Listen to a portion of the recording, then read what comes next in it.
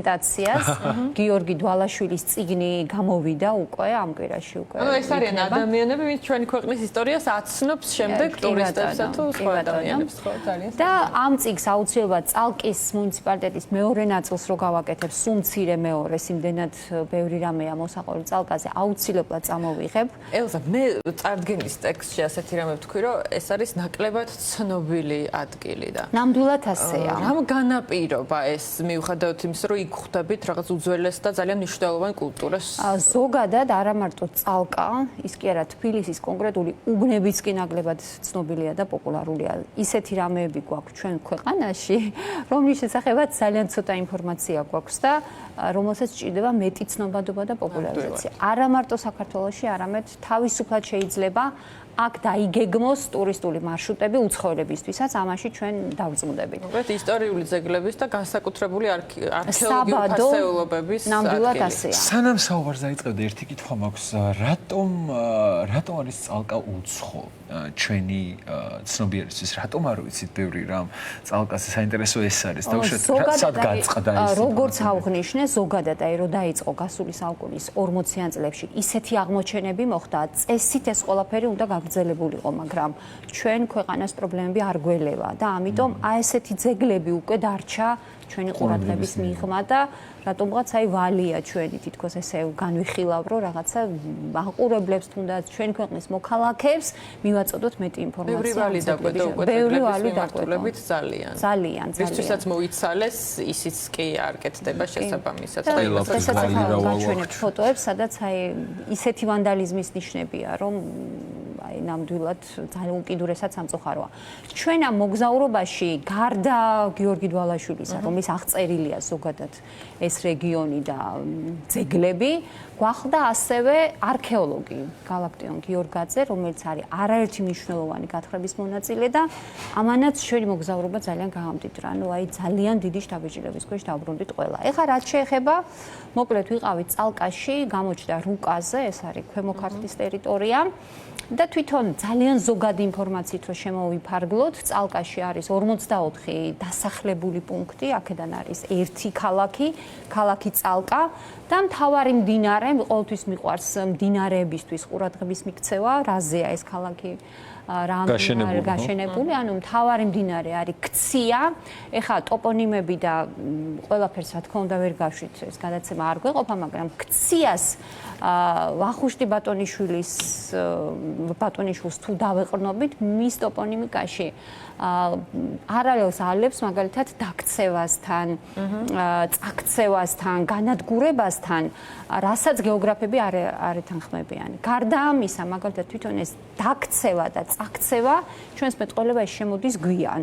მაგალითად ძველ წყაროებში, იგივე შუშანიკის წამებაში ვეფხისტყაოსთან შეშნო სინონიმად აი ამ განადგურების არის დამხობა გამოყენებული. ანუ სიტყვა არის ახალი. შესაბამისად, ამ მდინარეს აი ამ თავისი ბუნების გამო, ხასიათის გამო ეს ახალი ვერ დაერქმეოდა, მაგრამ გეოგრაფების ვერსია პირადად მე ძალიან მომწონს. ქციას აქვს აი როგორც მოქცევა აი ქართლის აიში ხო არის მოქცევა ნიშნავს აი მობრუნებას რადიკალურად. ქციას კალაპოტში აი წამოვიღე ერთი სურათი, სადაც აი იმდენად მკვეთრი მოსახვევები აქვს, იმდენად მკვეთრად იცვლის მიმართულებას, რომ სავსებით შესაძლებელია სწორედ ამ მოქცევას უკავშირდებოდეს მისი სახელი და აი ეს ბრალდება უსამართლო, რომელიც არის ამ ქციას მიმართ, რომ ის არის დამაქცევარი და ხიდის წამღები და ასე შემდეგ, ჯობია მოვაშოროთ ამ მდინარეს. ხა ქციას ადვოკატებად ჩვენ არ გამოვდგებით, მაგრამ გეოგრაფების ვერსია ბევრად მისაღებია. ეხლა წალკას რაც შეეხება, წალკა ეს არის ისტორიული თრიალეთი. თრიალეთთან დაკავშირებით ჩვენ წარმოდგენას გვიქმნის ჩვენს ეროვნულ საგანძურში დაცული თრიალეთის კულტურის ძეგლები, ანუ წალკის მუნიციპალიტეტში ასე ვთქვათ, ნაპოვნი ძეგლები. ორიოდე სიტყვით მინდა ვთქვა გათხრების შესახებ, რომელიც დაიწყო 1936 წელს მეცნიერ ბორის კუპტინის, ეს საქართველოს არქეოლოგიის მკვლევარია, ხელმძღვანელობით და ძირითადად მოხდა გათხრა რა ტერიტორიის, ეს არის ჭოჭიანის პლატოზე, წალკის მუნიციპალიტეტში, ეს არის მდინარე ხრამის მარჯვენა ხეობა, სადაც იქნა ნაპოვნი აი ეს თრიალეთის უნიკალური კულტურის ნაშთები. და საინტერესო არის რა ფაქტი, გარდა სხვა არქეოლოგიური ძეგლებისა, რომელიც წალკის ტერიტორიაზეა, გათხრილ იქნა 50-მდე ყორღანული სამარხი. ეხლა ყორღანული სამარხი როგორია? მიწის გროვა გეგონება, სინამდვილეში ქვევით არის ქვის ოთახები, კორიდორები, შეიძლება ორმო იყოს, სადაც არის საფლავი, უნიკალური ნივთები, აი წარმოუდგენელი ნივთები. ეხლა თრიალეთის ოქროს თასი იყო, მე მგონი კადრში. კი, კადრში აუცილებლად ეს თასი გამოჩნდება. და გამოიყენებოდა მაღალი სტატუსის და ძალიან მნიშვნელოვანი ადამიანების დასამარხი სივრცე იყო და თვითონ ამის სამარხების, ამ ყორღანების გამოკვლევამ დაადასტურა ის, რომ იმ პერიოდში ძალიან განვითარებული საზოგადოების არსებობის კვალი ჩანს და ეხა უბრალოდ და რაც შეეხება საქართველოს ოქროს ფონდის ძირითად ნაწილს, სწორედ თრიალეთის ყორღანებში ნაპოვნი უნიკალური ექსპონატები წარმოადგენს. აი მე რამდენიმე ექსპონატი წამოვიღე, აი ყველაზე პირველი აი მუზეუმში ოქროს ფონდში რო შევდივართ, ეგრევე თვალში გვხვდება თრიალეთის თასი, ძალიან ცნობილი თასი. შეგვიძლია ვაჩვენოთ ეს თასი, რომელიც დათარიღებს სხვათა შორის ეს თასი არის ნაპოვნი მე-20 საუკუნის 40-იან წლებში წალკის წყალსაცავის გათხრის დროს. ეს წალკის წყალსაცავი კიდე ცალკე თემა არის, იმიტომ რომ ძალიან ბევრი ადამიანი ოფიციალური თუ არაოფიციალური ინფორმაციით იმდენად ბევრი ექსპონატია იქ დაკარგული და თუნდაც აი ჩვენი კულტურული ძეგლები, რომ ამას რომ სხვა მიდგომა გქონოდა იმ პერიოდში, ძალიან ბევრი ძეგლი შეგვემატებოდა და ნივთი. მაგალითად, ამასთან აი ტურზე გავიგე, რომ ლევან გოთუა ზუსტად იმ პერიოდში, როდესაც წყალსაცავი შენდებოდა, იმ პერიოდში ასრულებდა თავის სამუშაოებს და მას აქვს პირადად ნანახი, როგორ ხდებოდა აი ამ დანგრევა ამ ყველაფრის და დაწერილი აქვს კიდევაც ესეთი ჩაძირული სოფელი, თურმე ქონია დაწერილი, სადაც არის აღწერილი აი ამ წალკის წყალსაცავის ქვეშ არსებული აი ამ ძეგლების მდგომარეობა და სხვათა შორის, როგორც ამობენ, ეს აღმოჩნდა ერთ-ერთი მიზეზი, რის გამოც ის გადაასახლეს ვორკუტაში. იმდენად აღმაშფოთებელი იყო ის, რასაც ის ხედავდა აი ამ წალკის წყალსაცავის მშენებლობის დროს. ეხლა შეგვიძლია ვაჩვენოთ უბრალოდ ეს თრიალეთის თასი, ეს არის ოქრო. ოქროც არის და ვერცხლიც, ხო ასე? ოქროც არის და ვერცხლიც. ნუ ჯერ ოქრო ნახოთ, სადაც არის აი ორი ფირფი. აი ნახეთ, ოქროს და ვერცხლის, უბრალოდ ჭედურობის ულამაზესი, აი ულამაზესი. გარდა ამისა, ოქროს თლიანი ძველი წელთაღრიცხვით აკეთებული. ორმაგი კედლით, ქვებს რაც შეეხება სარდიონი და ფირუზით არის შემკული და არის გამოყენებული მოსართავად გავარსის ტექნიკა. ძველი წელთაღრიცხვით მე-18-ში. ძველი წელთაღრიცხვით მე-18 საუკუნე, ეს არის მეორე 1000 წლეული, ხო წარმოგიდგენიათ? და ეს არის წალკის ტერიტორიაზე, ანუ წალკას რო ჩვენ მხოლოდ კარტოფილით და წალკის ყველით ვიცნობთ, სინამდვილეში არის აკვანი ცივილიზაციის და არ ვიცი, აი დღე-დღამე რომ უნდა მიმდინარეობდეს გათხრები, ისეთი ამბავია. გარდა ამისა, შეგვიძლია ვნახოთ სამკაული ოქროს ფონდში. ჩემი ფავორიტი სამკაულია, რომელსაც დიდი სიამაყეთ, აი შეხედეთ ამ სამკაულს. ეს არის მერვე ყორღანი, ძველი წელთაღრიცხვით მეორე 1000 წლეულის პირველი ნახევარი. აი უბრალოდ და წარმოუდგენელი ნახვა იმ დროისთვის არის. ამის ნაკეთობაზეა საუბარი, ესეც არის თრიალეთის კულტურის სამკაულები, ოქრო და წარმოუდგენას გვიქმნის რაზე, რომ იმ პერიოდში ტერიტორიაზე, სადაც არის ეს ნივთები ნაპოვნი, ჯერთი ოქრომჭედლობის უმაღლესი დონე და ცივილიზაციის ძალიან მაღალ დონეზეა საუბარი. ეხლა რაც შეეხება რა ადგილები იყო ჩვენთვის გამაოგნებელი. ერთ-ერთი პირველი სოფელი, აი რასაც ჩვენ მოვინახულეთ, ეს სოფელი არის თეჯისი, სოფელი თეჯისი. აი ჩანს კიდევაც ფოტოზე, აი ერთი ხე არ დგას, აი წარმოიდგინეთ, უბრალოდ ის უკან, რასაც ხედავთ ფიჭვებს, ის არის ხელოვნურად გაშენებული. ტყე არის ფიჭვების, აი ქოჩორა ტყეებს რო ეძახიან, ის ხელოვნურად გაშენებულია. თეჯისის, ეხლა წყაროების სიმწირის გამო ბევრი რამე არ ვიცით, მაგრამ აი ძველი სახელი არის ჩოლაყი, ეს არის ცნობილი. ჩოლაყი და ამ სოფელში არის ესეთი გორა, რომელზეც დგას წმინდა კონსტანტინეს ეკლესია, რომელსაც აქვს მეგალითური გალავანი და თავად ტაძარიც ნაგებია მეგალითური ქვებით. ეხლა მეგალითური გალავანი და მეგალითური ქვები რას ნიშნავს? ეს არის ძალიან დიდი მასშტაბის, ასე ვთქვათ, მონოლითები, მოჭრილი მონოლითები, ყველა ქვა არის სხვადასხვა ზომის, დაუმუშავებელი მონოლითებია, რომელიც აწყობილია მშრალი წყობით. სანამ წყობაზე გადავალ, ეხა გამოჩნდა სურათი, სადაც უკვე თეჯისის მეინხირამდე სანამ მივალთ, ეს არის თაღოვანი ხიდი, უძველესი თაღოვანი ხიდი, აი აქაც ჩანს ეს მონოლითური ქვები, რომელიც ჩაბეტონეს. აი წარმოიდგინეთ, არის ჩაბეტონებული აქეთ მარცხენა მხარე. ასეთი რამე როგორ შეიძლება? დანაშაულია. რამდენი შემთხვევაა? დანაშაული და აქ არის პატარა თოვლის მსგავს რო ხედავთ. საფეთქების შემდეგ უკვე არაფერი არ უნდა გაგვიკვირდეს. აი ამ პატარა გაყინულ თეთრ მასას ქვია თურმე თოში და სიტყვა გათოშილი თურმე აქედან არის. აქედან მოდის? აქედან მოდის გათოშილი კი, ანუ თოში ეს არ არის თოვლი, ეს არის რაღაცა გაყინული ნაწილები. აქაც თქვენ ხედავთ, მოკლედ გავაგრძელებ ამ თემას, არის მეგალითების ტერიტორია მთლიანად და ამ ეკლესიაში, ანუ ამ ეკლესიასაც ეს ქვები აქვს, მეგალითური ქვები, უზარმაზარი ქვები მშრალი წყობით, ანუ თითეული ქვის ეს არის ძალიან მნიშვნელოვანი ის არის ერთმანეთზე დადებული ქვები და დუღაბის გარეშეა. თუ მაგალითად აი ეკლესიის ტერიტორიაზე ან გალავანზე დუღაბს დავინახავთ, ის არის შემდგომი რესტავრაციის კვალი, ანუ სინამდვილეში სწორედ აი მეგალითური წყობა ეს არის უძველესი, აი ქვა რო შემოდის სამშენებლო მასალად, აი იქიდან ყველაზე ძველ წყობაზეა საუბარი. კი ბატონო. ეხლა რაც შეეხება თვითონ ეკლესიას, აი როგორც სურათზე შეგვიძლია დავინახოთ, ეკლესიის წყობა, ანუ ორი ოთახი აქვს ამ ეკლესიას. ამ ორ ოთახში ერთი არის მთლიანად დანგრეული და არც არის გადახურული და სინამდვილეში ეკლესიის ეზოს ეძახიან, მაგრამ მაინც დიდი ნაწილი მეცნიერების თანხმდება, რომ ეს არის ორ ოთახიანი. თვითონ შესასვლელი ეკლესიას აქვს უკიდურესად დაბალი, ანუ ისედაც მაგალითად აი საქართველოში არის ტაძრები, დაბალი შესასვლელი აქვს, თავი უნდა დახარო ყოველ შემთხვევაში, კი, რაც ავალდებულებს შემსვლელს მოწიწების გამოხატვასკენ, მაგრამ ეს იმდენად დაბალია, აი ზომაზე დაბალი, ანუ ძალიან უნდა დაიხარო, რომ შეხვიდე აი ორივე შესასვლელში, რაც მიუთითებს იმას, რომ შეიძლება ქვედანაწილი არის უკვე მიწისფენით დაფარული, შეიძლება ეს განაპირობებს ამას.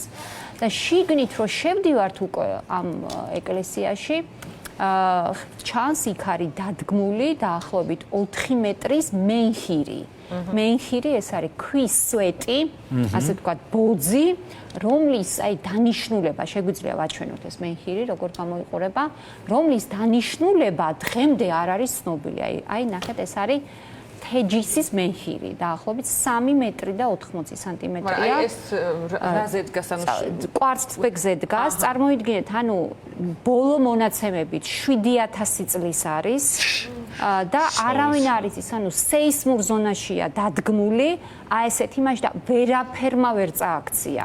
არავინ არ იცის, რას უჭირავს, არავინ არ იცის, ანუ ქვევით რამდენია მაგალითად ზომა და რა ხდება, ვთქვათ, ქვევით, აი ამ ისა მეინხილში, აი რა კარგი იქნებოდა, რომ ჩვენ გქონდეს იმის ნება, თუ აი სკანერებით გამოგვეკვირია მაგალითად რა ხდებოდა. ეს არის აი უძველესი ისტორიის გაცოცხლების მოწმეები გავხდებოდით. ტექნიკური შესაძლებლობა არ აქვს, თუ ეს უბრალოდ ნებაზე და ინტერესზე არის დამოკიდებული. ნება არ არსებობს. ახლა ტექნიკური შესაძლებლობებს რა უნდა? ტექნოლოგიურ ეპოქაში ვცხოვრობთ. ანუ მე ჩემთვის აი აბსოლუტურად გაუგებარია, რატო არა გვაქვს ჩვენ მეტი ინტერესი საკუთარი ქვეყნის მიმართ, უბრალოდ წარმოუდგენელია. თან ეხლა ნახეთ რა ხდება. შიდა სივრცე ამ ეკლესიას შელესილი აქვს, რის გამოც აი მისი კვლევა ძალიან გართულებულია და ამ მეინხირზე ეს ეკლესია არის შემოშენებული, იმიტომ რომ ფიზიკურად ამ მეინხირის გადაადგილება იყო შეუძლებელი. წარმოუდგენელი ამბავი გვაქვს თეჯისში და შემოშენებულია. გარდა ამისა, მე ნახე ექსპერიმენტს ვუყურე, თვითონ ამბობენ, რომ მეინხირი არის დამაგნიტებული, აი გარკვეული ადგილები, მაგალითად კომპასი რომ მიიტანოთ ირევა ეს კომპასი. ეხლა კი, სასწაული ის არის, ამიტომ მაგალითად უკანა ნაწილში არა, წინა ნაწილის ერთ ადგილას არის დამაგნიტებული რაღაცა, ერთი ბიჭი ატარებს ექსპერიმენტებს, აი გაოგნებული დავჭი, ისეთი რაღაცა არის გაკეთებული. თვითონ ქვა არის ბაზალტის, ან ანდეზიტის, ანუ რაც იმ პერიოდში იქაც მოიპოვებოდა და არის ძალიან მყარი ქვა. თვითონ ზოგიერთი ქვის ბუნება არის, აი მაგნიტის შემცველი მინერალები, მაგრამ ნუ როგორც ამბობენ, ბაზალტს ეს მინერალები არ აქვს. ამიტომ ესეც რაღაცა მისტიურია თითქოს ამ მეინხირთან დაკავშირებით. ეხლა გარდა მეინხირისა, როგორც გითხარით, წრიული გალავანი აქვს ეკლესიას შემოვლებული, აი იდეალურ წრეზეა ლაპარაკი, სადაც ეს ქვები არის დაწყობილი და ეს მენჰირი შუაში კი არ დგას, სადღაც აი კუთხეში დგას, თითქოს ისეთი აი ნახეთ როგორი წრილია, სულ მეგალითური გალავანია, იდეალური წრე არის გაკეთებული და ასეთი არის რამდენიმე. ეხლა ეს ზევიდან კი ჩანს ქვები პატარა, მაგრამ ძირი ამის კაცმა არ იცის. დაახლოებით რაზე არის საუბარი? ვინმე რაიმე ახსნას პოვოს ან რიტუალურს ან რელიგიურს ან რამე ახსნა არსებობს? თუმცა არადამტკიცებული თუმცა მოსაზრება. კი ბატონო, ეხლა რაც შეეხება მენჰირებს მაგალითად შესაძლოა ყოფილიყო თქვა საკულტო ნაგებობები.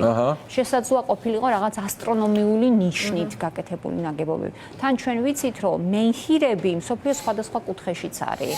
მაგალითად არის აფრიკაში, ევროპაშია. ეს არის რაღაცა წინარე ცივილიზაციის რაღაცა ისეთი ქვებია, რომლის აი მაგალითად ეხლა რას ვამბობ ხოლმე, ადამიანურ შესაძლებლობებს რო აღემატება ისეთი ნაგებობებია. ამ მთაზე არის ამოტანილი ქვები, მაგალითად ერთი ქვა დასავლეთ კედელში, ზოგიერთი მეცნიერის ცნობით 7 ტონას იწონის. ეხლა იმ 7000 წლის წინ 7 ტონა ქვის ამოტანა და ეს ქვები ყველა უზარმაზარი. აი სულ გონია რომ აი ეპოქაც ემთხვევა კიდევაც, აი წლები წარღვნის წინა პერიოდში რომ გოლიათები ცხოვრობდნენ, ნეფილიმები, უკვე მგონია რომ იმ ნეფილიმების აშენებული ქალაქია. ამ გოლიათების, ანუ სხვა რაღაცა ვერსია, აი მეც რაღაცა ჩემ ვერსიებს ვავითარებ. და ეს გვერდიგვერდ აშენებული ეს წრიული მეგალითები მიანიშნებს იმაზე, რომ 1000 წლის წინ ამ ტერიტორიაზე იყო ძალიან განვითარებული საზოგადოება. უბრალოდ აი ვისურვებდი და იქნებ გამოჩნდეს იმის საშუალება, რომ ეს წრიულები სკანერებით რო გადავიღოთ და აღმოვაჩინოთ, იქნებ ამის ქვეშ რაღაც Stonehenge-ის ვერსიას მახსოვს, რაც გიგანტური ქვები, რომელიც ზუსტად იგივეა. ხო, რომელიც ვერ გაიგეს როგორ მივიდა, როგორ მოხვდა იქ, როგორ ზუსტად იგივეა ჩვენ შემთხვევაში, ანუ არავინ არ იცის, ანუ ამ მენჰირების და ამ მეგალითების წარმოშობა.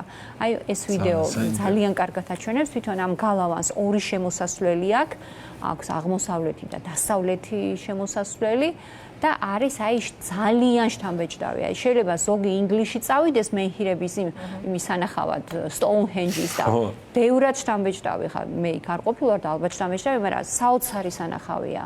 აქ არა თან ელზა უნდა ითქვას აუცილებლად რომ ესე თავისი არსით ახლა მე რომ მაგალითად მივსულიყავი შეიძლება საერთოდ არ ყოფილიყო ერთი აღმართვანებელი ვიდრე მაშინ როცა ამაზე გიყვებიან. ანუ ეხლა ჩვენ ვართ მართლა ძალიან მნიშვნელოვანი ინფორმაციის მიმღები, იმიტომ რომ რა იცი იმაზე, რასაც უყურებ, ათმაგებს იმ განცდას და დამოკიდებულებას.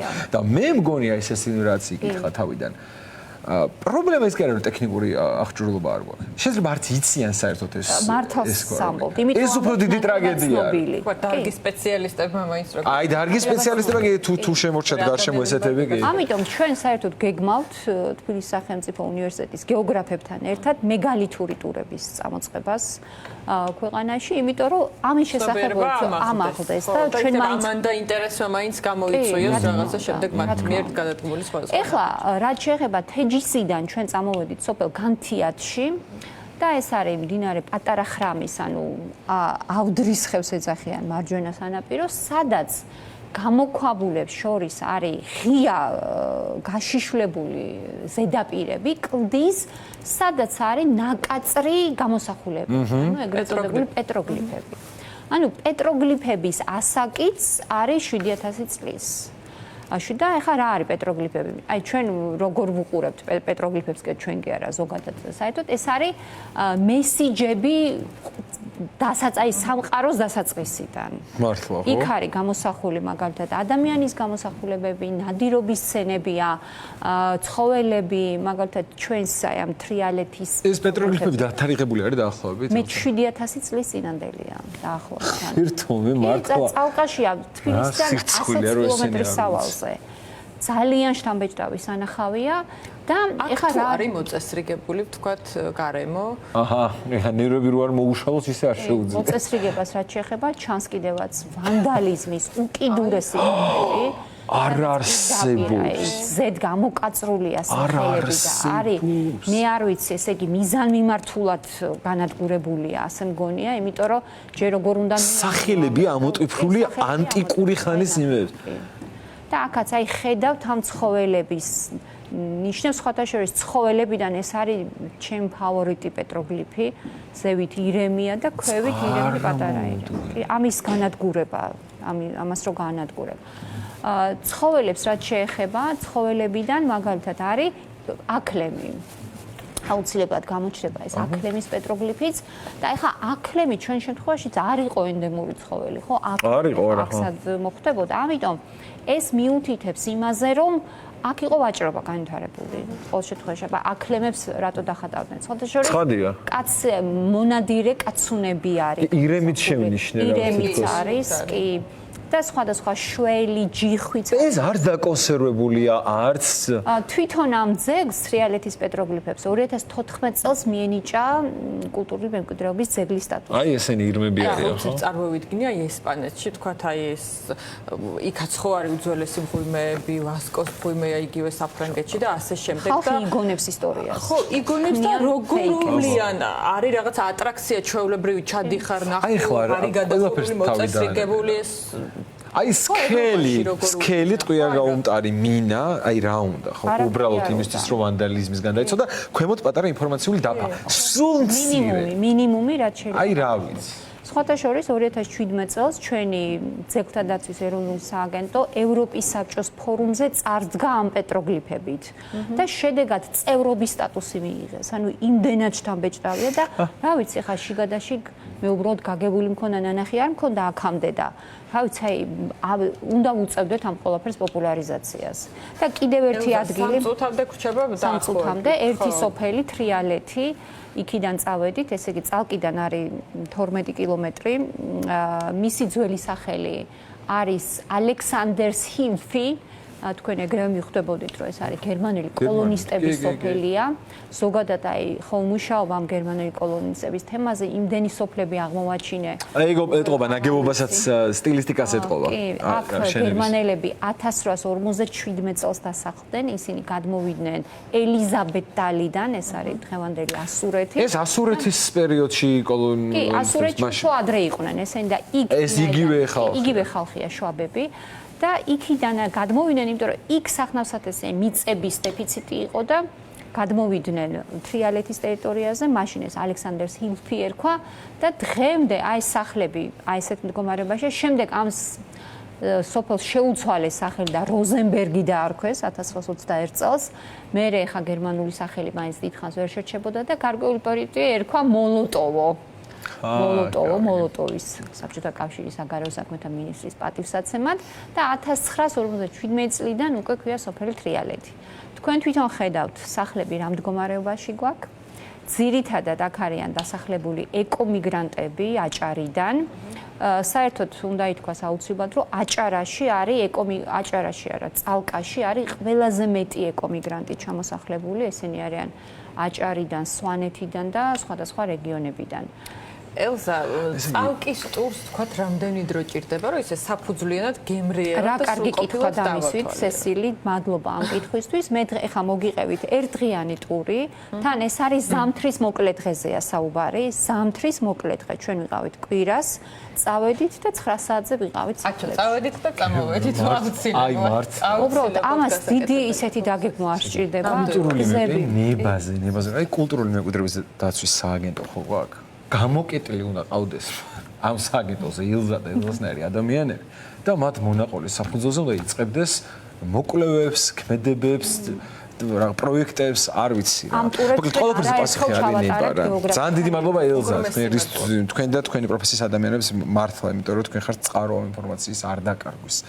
ძალიან დიდი მადლობა. დაგემშვიდობებით, მოუთმელად ველოდებით ერთი კვირის თავს რომ ისევ შევხვდეთ. რამდენიმე წუთიან რეკლამაზე გავალთ და დაგიბრუნდებით საინტერესო თემით BBC-ს გამოძიებაზე. გავაგრძელებთ ერთგვარად ამ თემას ასე რომ დაგვევეთით.